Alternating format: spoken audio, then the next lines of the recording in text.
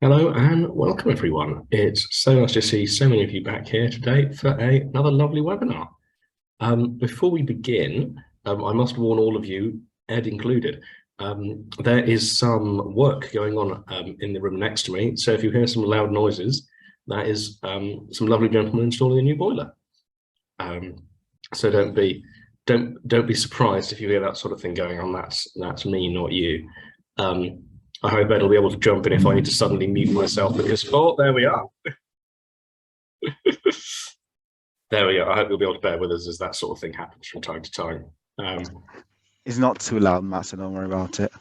Oh, good. It's one of those funny things. I think the noise cancelling software on these things has improved a lot recently, but of course, from the side I'm on, I can't tell that. So we're going to be talking today about applying for law. We're going to be putting a particular focus on Oxford and Cambridge, but a lot of what we'll be talking about today will be applicable to any LNAT university. So that's King's, Bristol, UCL, a whole range of top places. So that's what we're doing today, and next week we'll be talking about the kind of lifestyle and the opportunities available to you at Oxford and Cambridge as well, which is a little bit of a fun one, which I like to do as we get close towards the whole application thing, just so you can get a sense of the things you might enjoy a tiny bit more than the application process. So as mentioned today, we'll be talking about law.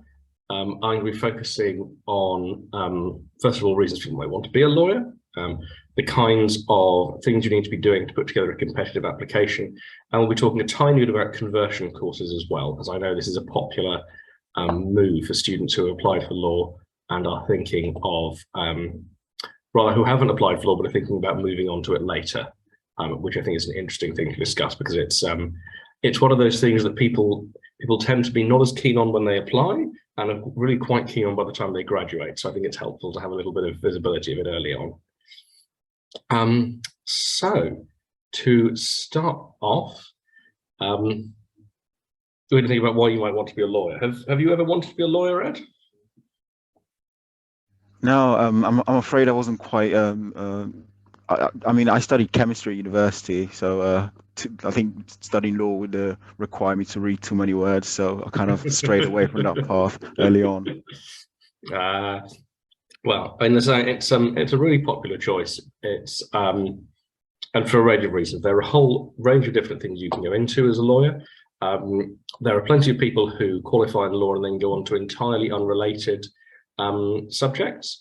But also because pretty much everyone needs lawyers, what you'll find is that almost every other area of work you might be interested in is something you can get into through law.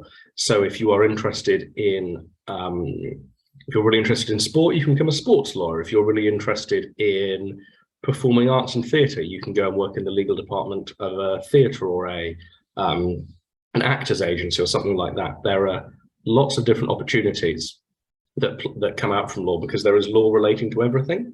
So if you are, dead set on working in, I don't know, the film industry, then one way to go into that is to start off as a lawyer, become a lawyer within the film industry, and then sort of build your career up that way.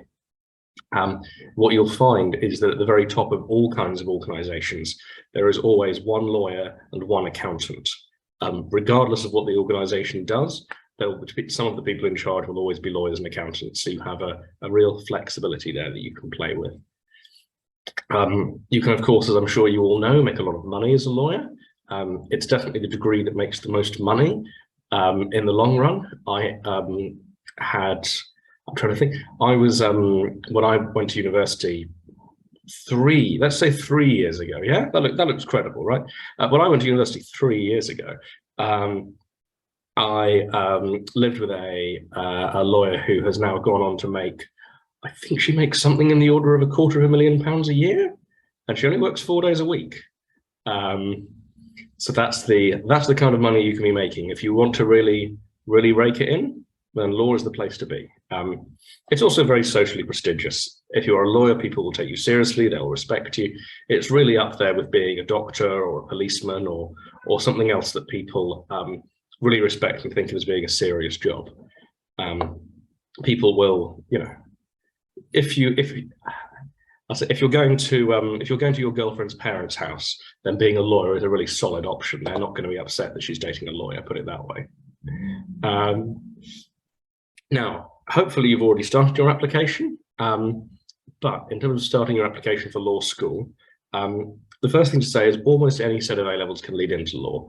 It's not like studying medicine, where you really have quite a set group of A-levels you need to be looking at. With law, coming in with a scientific background, coming in from having studied English and history, having been focused on maths, as long as you're doing good quality academic work, it really doesn't matter what subject you've started out doing. So although it was a bit too much, it wasn't necessarily to your taste, Ed, chances are you could have applied anyway, because as long as you've got some good A-levels, it kind of doesn't matter what they're in with law. Law is one of those areas where they expect you to turn up not really knowing anything, but they just want you to have the beginning of the skills, and then they're going to teach you from the start. It's not like English or history in that way, whereas if you showed up to you, or maths, if you showed up to university and were like, well, I don't really know any maths, it wouldn't work out well. Whereas law, if you show up and you don't really know any law, that's fine. In fact, the top universities really aren't interested in the law A-level, so you can do it if you like, but Oxford and Cambridge really aren't fussed about it. Like medicine, with law, you want to be trying to get some relevant work experience. Again, and we've talked about this over the last few weeks, this has been much more difficult because of the pandemic. But again, as with medicine, there's a lot of different things that you can make work as law work experience, whether that is volunteering for citizens' advice, whether that's helping people through some kind of volunteering program, all the way up to spending time doing formal work experience with a big law firm. Anything that has you interacting with the challenges that law presents is going to be fine. So you want to get that work experience, but I wouldn't, again, as we've talked about with medicine, if you can't get into a hospital, if you can't get into the biggest law firm in your city, that isn't a huge problem. What you want to be doing is getting relevant work experience, and particularly now that they're back open again, go and watch court proceedings. Most court cases are open. You can just wander up to the magistrate's court and go and have a watch. That's a really good way to get a feel for how the law works, and it's a really good starting off point for any conversation you're having with it about it, whether it's in an interview, whether it's in your personal statement, being able to talk about something you've seen really happening that you can take a real world example from. With law, you're going to have to sit the LNAT, which we're going to talk about in some detail in a moment. Now it is, what is it? It's August, the day after tomorrow. So hopefully you've started preparing. If you haven't started preparing, please start now. But we'll be talking about the LNAT in a second, so I'm not going to dwell on that here. And as I've said before, with law, the focus is really on your skills, your ability to read critically, to think in a lawyerly way, not so much in your knowledge. So if you come into that, if you start your application not knowing any laws, you'll be fine. It's a case of having the skills rather than the knowledge. Now this takes us to the pie chart. Ed, will you talk about the pie chart again? Of course, it's my weekly pleasure. So essentially, how the weighting it's spread in your Oxbridge/university application is that 40% of the emphasis / weighting is placed on your interview. 40% will be on your admission test score, and the remaining 10% and the other 10% will be on your A-level predictions and everything else. And within what falls within the everything else subsection would include things such as your personal statement, your GCSE grades, and everything relating to your UCAS application. So essentially, that tells us that what we really want to make sure that we get right is your performance at an interview and your performance during the LNAT score. So yeah, that really sort of breaks it down. Matt, would you like to take over from me?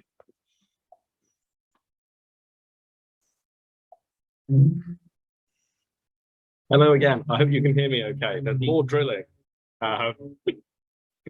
You know, I'm not sure I'm going to suggest Andy uses this one for the archive, you know.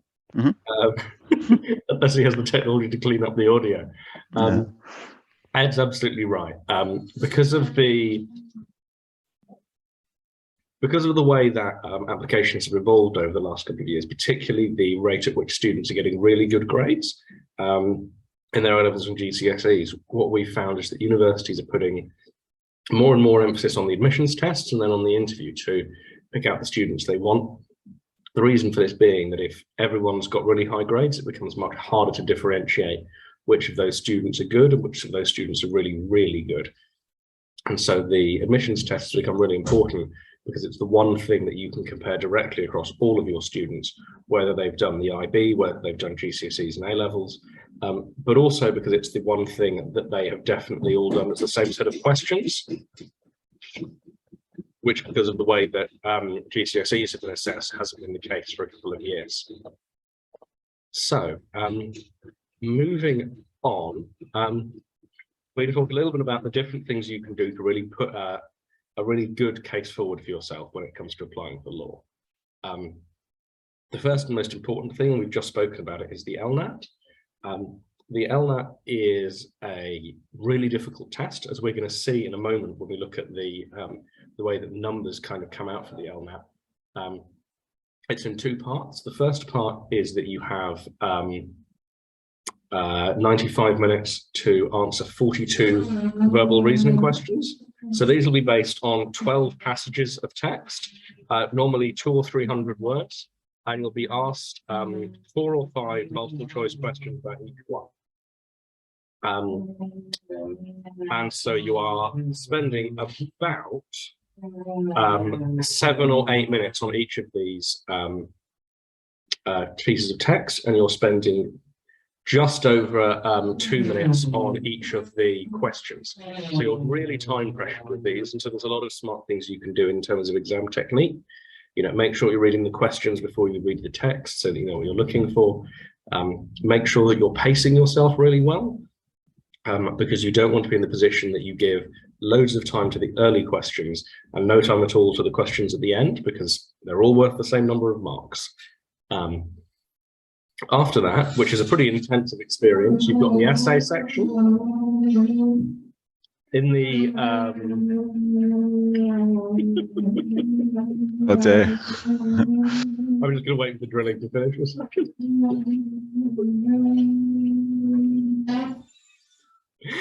In the essay section, you'll have 3 questions to choose from, and you'll have 40 minutes to write an essay. It's really tempting in this section to write a long essay. Really don't. Your essay should be at most 1 side of A4.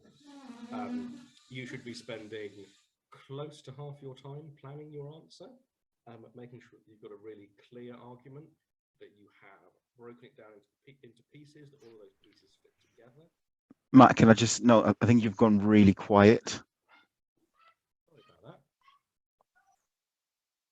Any better? It may just be a problem with you. Maybe you need to turn me off. Okay, I might have just.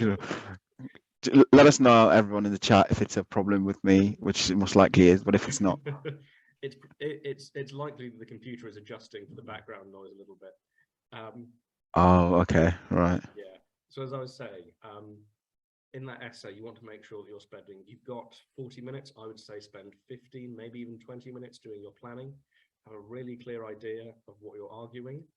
I will try and speak. I don't think speaking up is actually going to help, is it? Because it's just going to blow the mic. Yeah, you want to. Well, thankfully we've got the subtitles, so enjoy the subtitles, guys. They are pretty good. I have tested them. So as I was saying, you want to make sure that you're spending a lot of time planning that essay, so that what you're putting out there when you write it down is really clearly argued. The most important thing is the clarity of your argument, that you're making something consistent, you're making something that is easily readable, that doesn't wander off in weird directions. And the thing to do there is to make sure that you are doing it really carefully, really well planned in advance. It's really tempting to try and write a really long answer. That's absolutely the wrong thing to do with the LNAT. It's much more like the BMAT. You want to do at most 1 side of A4, and to make sure that what you write is really focused and clear, because the longer it is, the harder it is to make something clear in that space of time. 40 minutes really isn't very long. If you're doing one side of A4, that's 1 minute per line, with no planning time. So you want to make sure that you're really clear as to what you're trying to achieve before you start. The good news as well is that not everyone uses the LNAT. So when you're picking your 5 choices, if you want to pick, say, 3 LNAT universities and 2 non-LNAT universities, that gives you a good backup if the exam doesn't go well for you. What we're going to do next is have a look at the LNAT statistics for Oxford. I've chosen Oxford because they have the best statistics available. So if we take a look here, these are from the 2020 sitting. So students sitting the exam right at the beginning of the pandemic in November 2020, and who started at Oxford back in October. So what we'll see here is, and I'm going to see if I can get the little highlight bit working. I think I can. Yeah, here we go. So we see down at the left, there are some people, about 17 or 18 of them, who sat the LNAT and then decided they didn't want to do it. It all went wrong, and there's someone who only managed to get 2 questions right. And then we see creeping up here in the very small numbers, people getting 10, 15 out of the 42 possible points that you can get in the first section. And we hit our average, and this is for Oxford applicants, not for all applicants, bear in mind. We see the average Oxford applicant coming in here at about 23 out of 42. Now, with a mix of 4 and 5 multiple choice questions out of 42, we would expect a student who was answering entirely at random to get around 10 out of 42. So you'll see that 23 out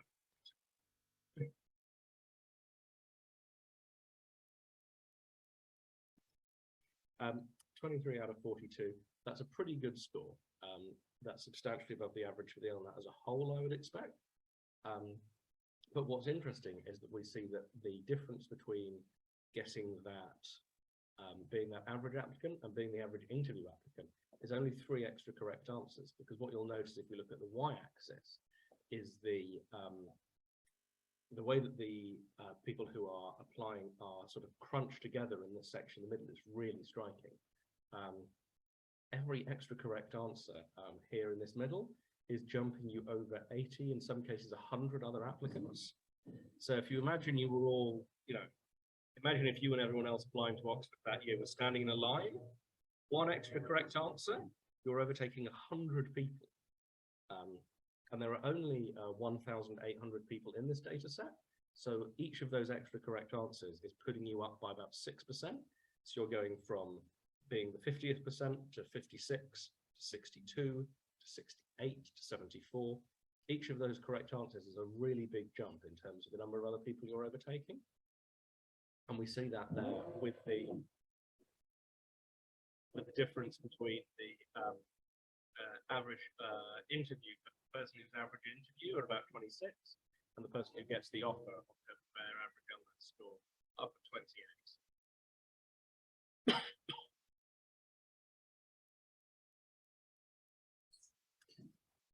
What you'll also notice is that there are a lot of students here at this 30 point.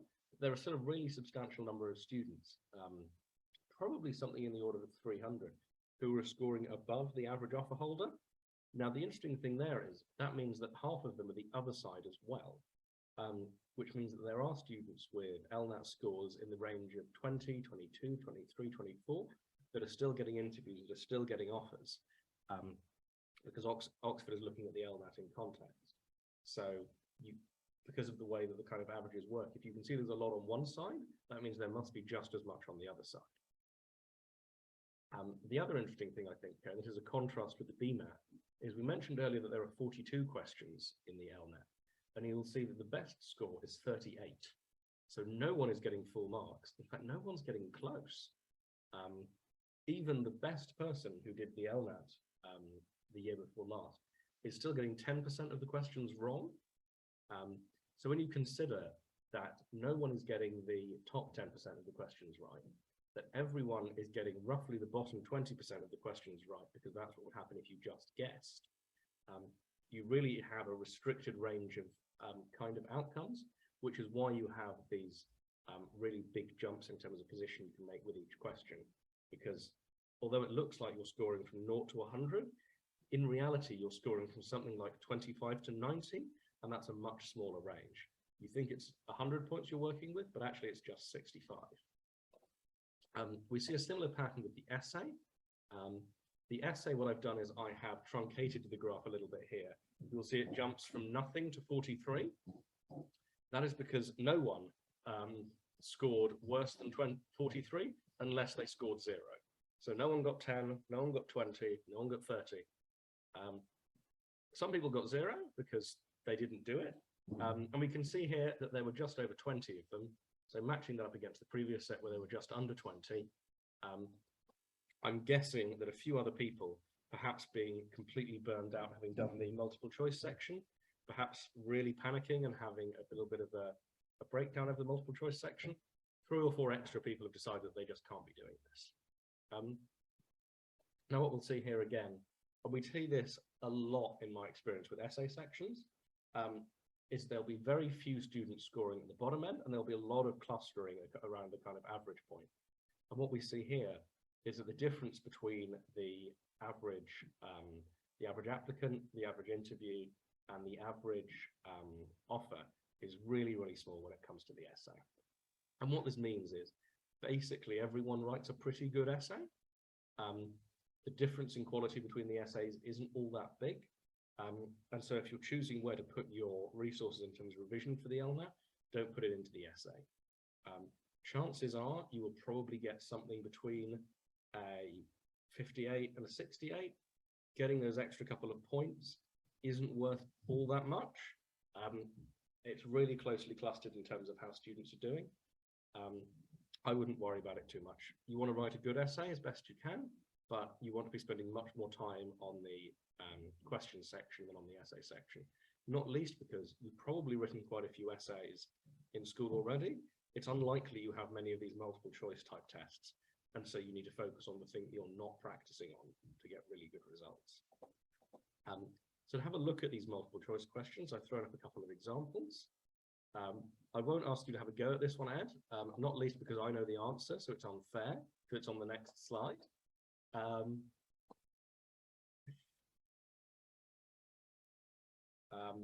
So what I would do is, in fact, we can have a little bit of fun here. What I will do is I will give you all a couple of minutes to read through the text, and I will see if I can get a poll going that will allow us to ask, see if our lovely audience can get the answer right. If you just give me 1 second, and you know, you can all start reading the text now while I try and get this working.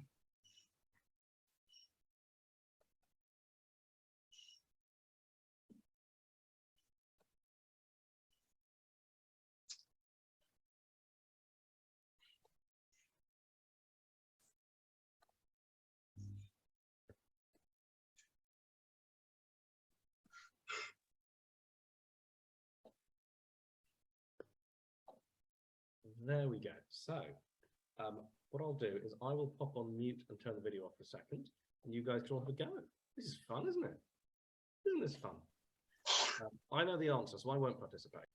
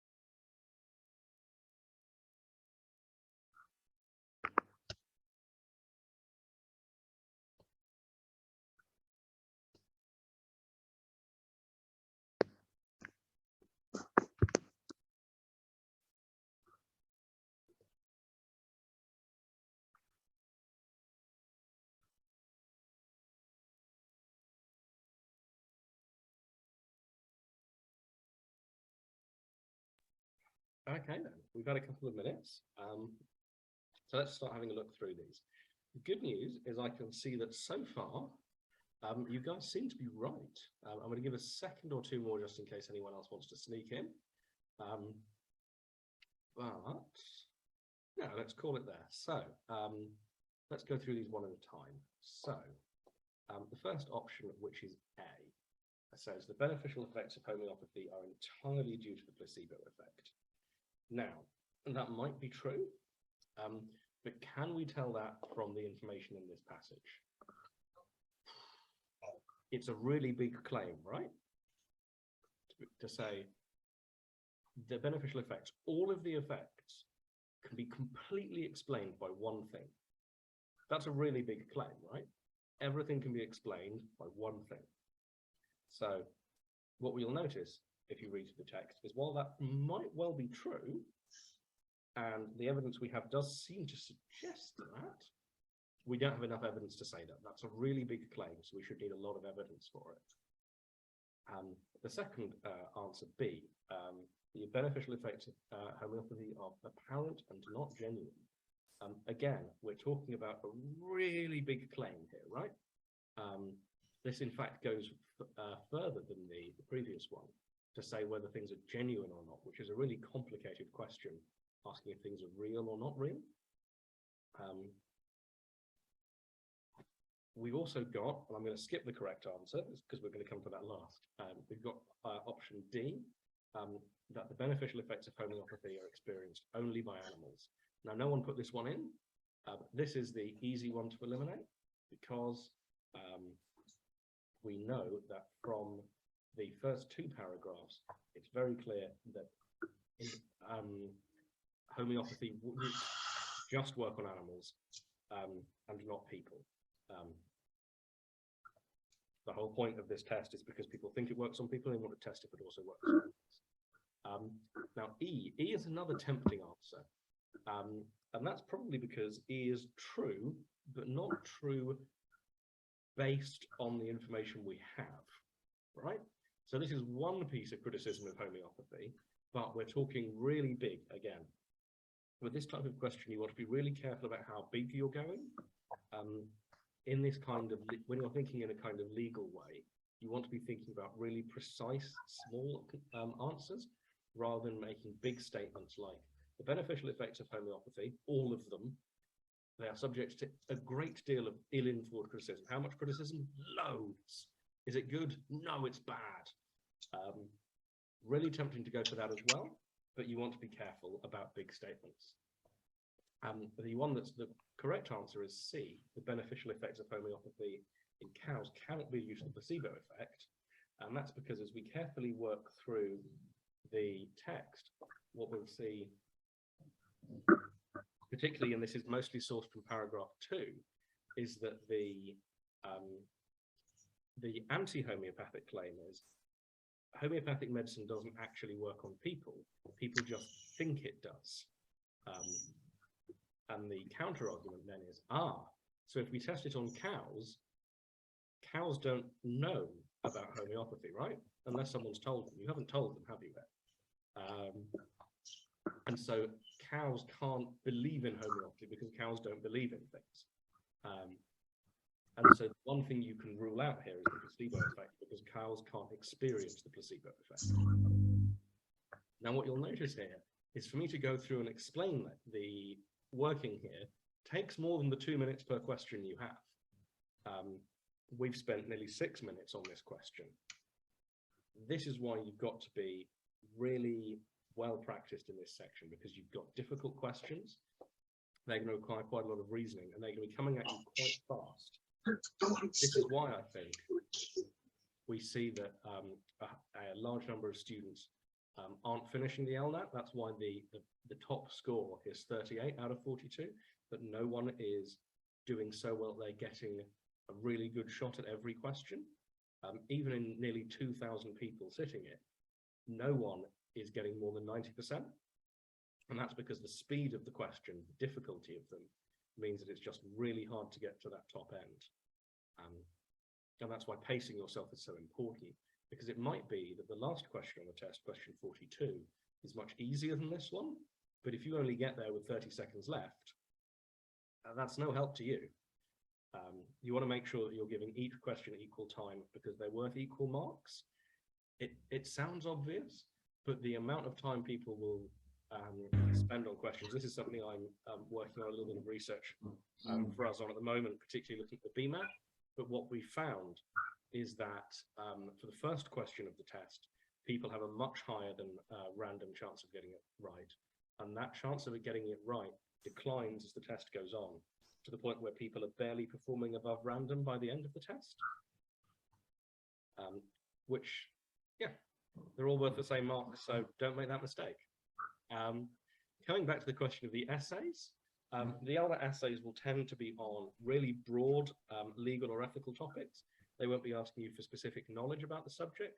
It will be something really big picture. And this is because they want to make sure that you don't know it. They want to make sure the questions are accessible. Even if you don't know anything about the law, they just want to see how well your mind works, how good at reasoning you are. What they will also tend to do is give you really provocative questions. So this is one from a few years ago, where they asked, should a drug dealer ever be punished for the death of someone who overdoses on drugs that she has supplied? You know, you may have experiences in your own life with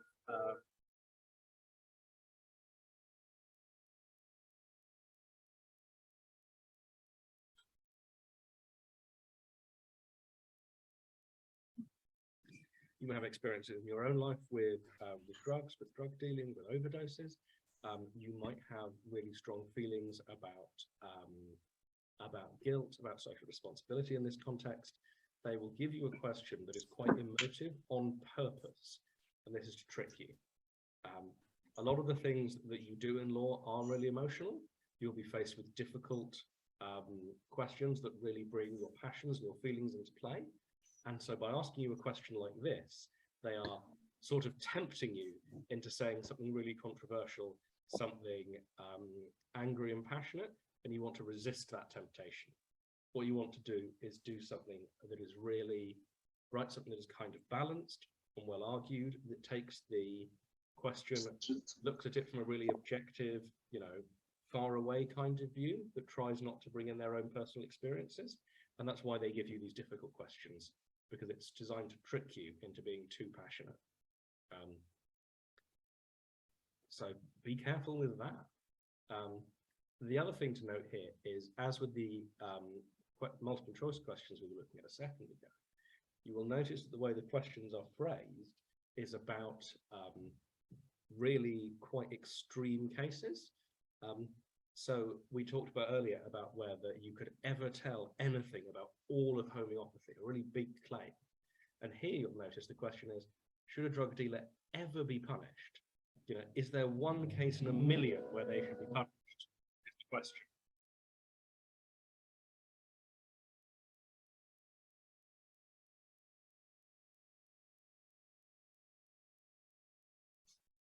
The question isn't, should you punish them half the time, depending on the circumstances? Should you punish them 9 times out of 10? It's, should you ever punish them? Is there ever a case, the worst case imaginable, is that a good, should you punish them in that case, if this other thing happens? So you want to be really careful about understanding what the question is asking you, and there will be these real intensifications of the language there, which should flag up to you that you're being asked a big question, and so you want to be careful that you don't go too far in the other direction. For example, one of the possibilities here is we don't know anything about intent. So it says, should the drug dealer be punished for a death of someone who overdoses on drugs they have supplied?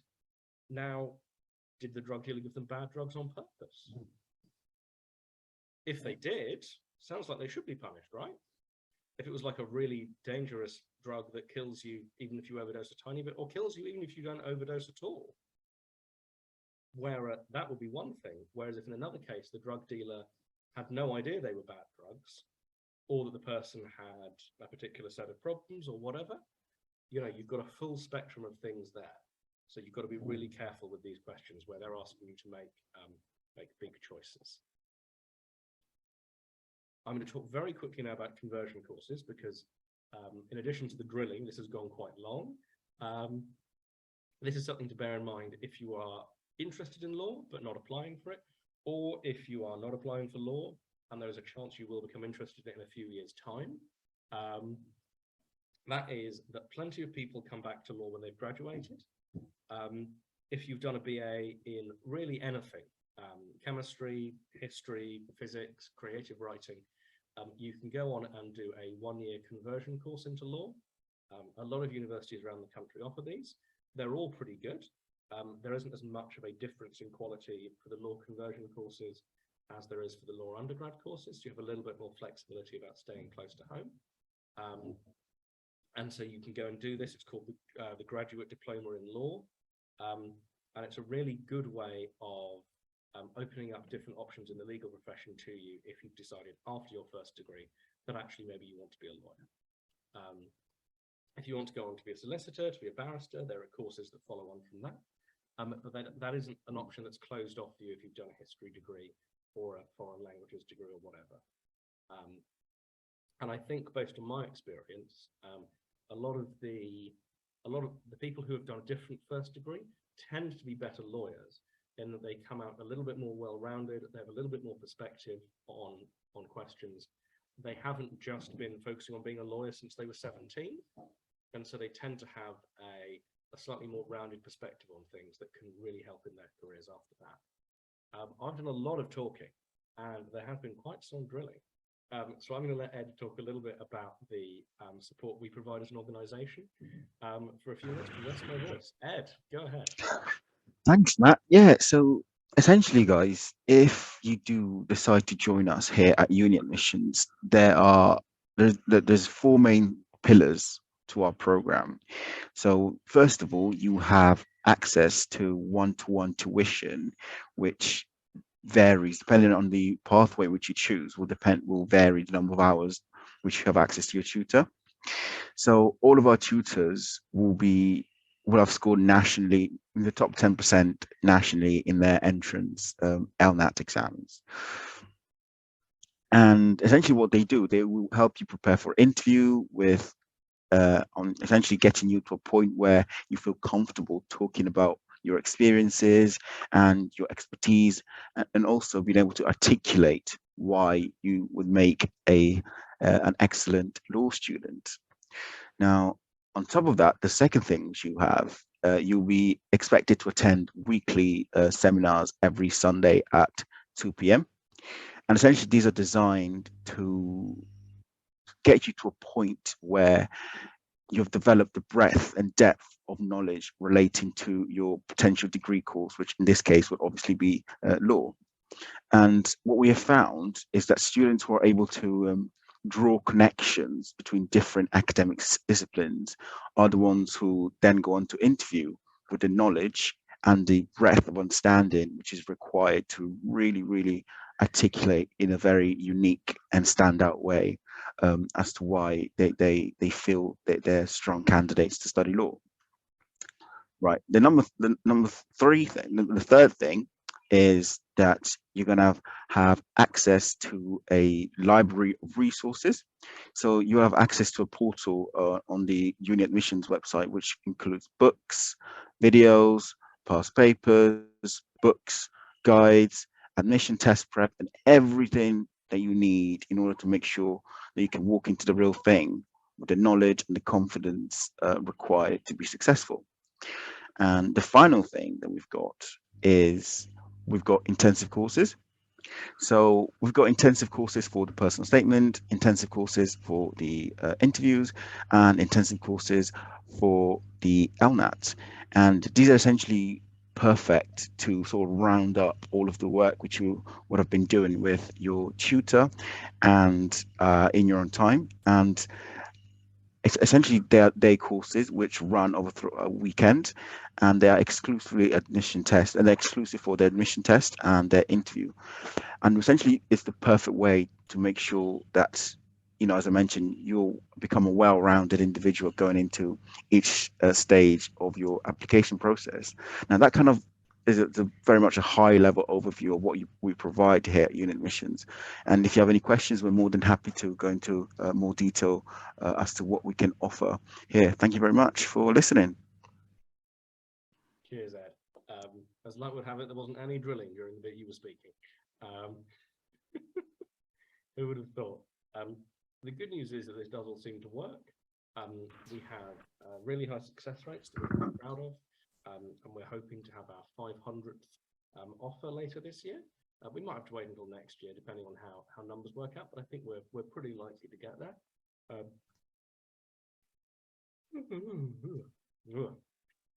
And our success rates compare really well with even the most famous schools in the country. So you can be confident that you're in good hands, although we don't have such snazzy outfits, particularly as Eton, they have special hats. Sadly, no such thing here. If you'd like to hear a little bit more about how people feel about us, then do go on to Trustpilot, have a look at the reviews that we've received. And as I say, every week, as yet to no response. If someone writes a review about how much they enjoy these webinars, how much they like me, how handsome I am, I will put that review here instead of these two samples. You will become the star of the slide. So please do that on Trustpilot. That would mean the world to me. I don't want to do it myself. That's a bit cheeky. If you've enjoyed this webinar, you'd like more of the same sort of thing, you can listen to company founder Rohan and my colleague Will on their podcast, where they discuss not just the ins and outs of the Oxford admission process, but all sorts of other fun things beside. I think they had a zombie apocalypse episode a couple of months back. So it really is a variety of topics. What we're going to do now is, for the next 5 or 10 minutes, we're going to take a few questions. Please do drop them into the Q&A box. And if you have questions that are a little bit more complicated, that require someone to spend a little bit more time on it, do some research, please do book in a consultation, or if you want to speak to us at all, hopefully the little video playing is showing you how to do that. And that gives us the chance to get to know you better, figure out what kind of program might be most suitable for you, and to begin the process of working together. It's completely fee-free, completely commitment-free. It's as much about us figuring out if we're a good match. So we'd love to speak to you, and if it doesn't work out, that's fine. We're just keen to speak to people and get a sense of how we can help and what sort of things people need help with. So do start dropping those questions in, and we'll get to a few of those as we run up towards 3 o'clock. Or if I've done such a brilliant job with the slides, there are no questions, that's fine too. I don't think that's ever happened before, has it, Ed? It seems you've outdone yourself today, Matt. We've got exactly 0 questions today. Bloody hell. I'll have to... Oh, we've got one. We've got one coming in. Fantastic. Thanks, Natalie. So, of course, it is a little late for you to take up new activities outside of school for your application if you're applying in October. But certainly, if you have been doing things that involve public speaking, public performance, whether you have been putting yourself out and doing, whether you've been doing anything in the community, working with vulnerable people, anything that shows that you have an interest in the kind of social aspects of law, or something that shows that you have an interest in the kind of argumentative things like debate societies are really popular for people applying for law school. Things like that are all going to stand you in good stead in terms of your application. What have you been doing so far, Natalie? Well, we can sort of, hopefully you've got a specific answer we can look at. Mohammed asks about senior status applicants. Absolutely. We spend a lot of time working with senior status applicants. It's fairly commonplace. We have normally 5 or 6 each year. If you are applying for Oxford and to a lesser extent Cambridge, then it's worth looking into the different mature colleges there, so you're not spending too much time with 17 and 18-year-olds when you're a little too old for that sort of thing. but we've worked with people going for applying from senior status before, and it's something that if I go and have a shuffle around in my database, I have some specific information about as well that might be fun to have a look at. So I'll try and look, keep an eye out for that for you, Mohammed, as something we can share with you.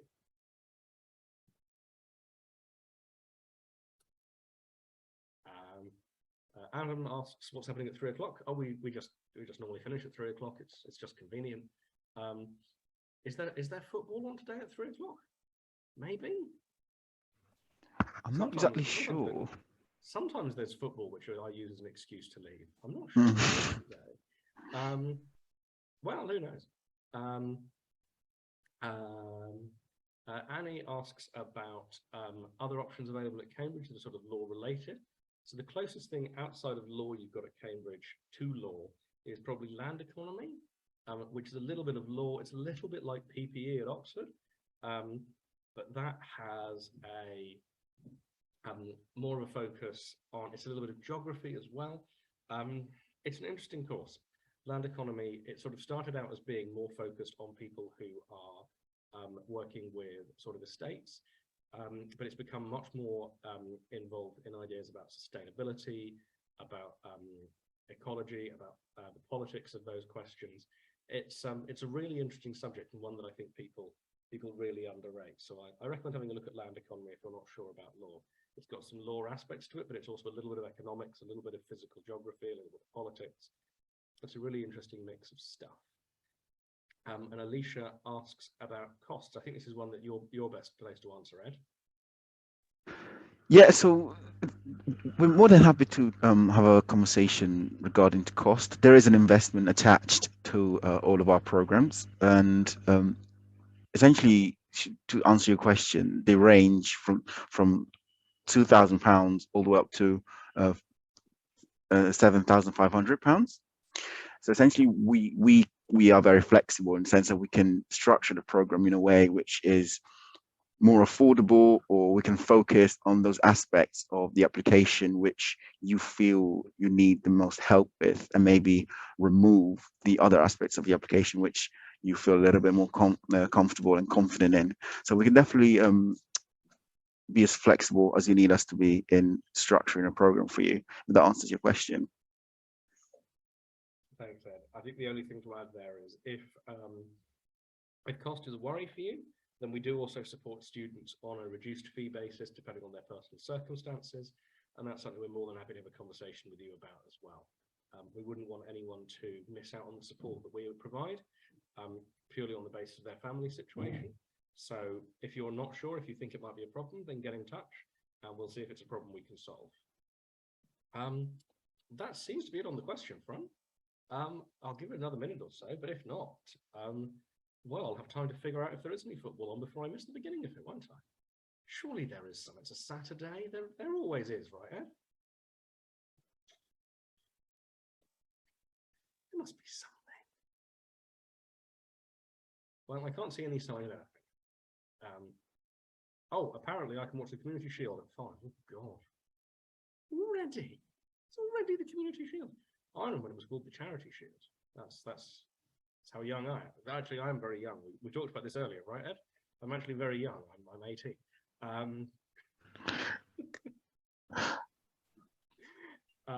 Fab. All right, then. I think we'll call it a day there. Thank you so much, everyone, for joining us. We're going to be talking about the opportunities that life at Oxbridge offers outside of the library and the lecture hall next week. Hopefully, there won't be any drilling. Presumably, it won't take another week for them to finish whatever they're doing in there. Really hope not. And I'll look forward to joining you all then. Thank you so much for joining me this week, Ed. Have a lovely weekend. Bye, guys. Thank you. And we'll see you then. Goodbye, everyone.